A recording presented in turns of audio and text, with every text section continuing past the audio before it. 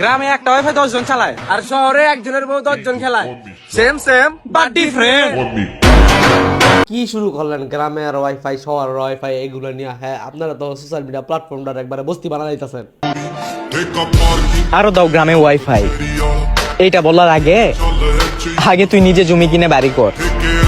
ওরা গ্রামে থাকে, নিজের বাপের ভিটাতে থাকে, তোদের মতো ভাড়াটিয়া না। এগুলো একদম বাস্তব। আমার ফ্রেন্ড লিস্টে কিছু পোলাপাইন আছে যেগুলো নাকি আমাদের আশেপাশে ভাড়া থাকে, এগুলো হইতেছে আড়াইটা।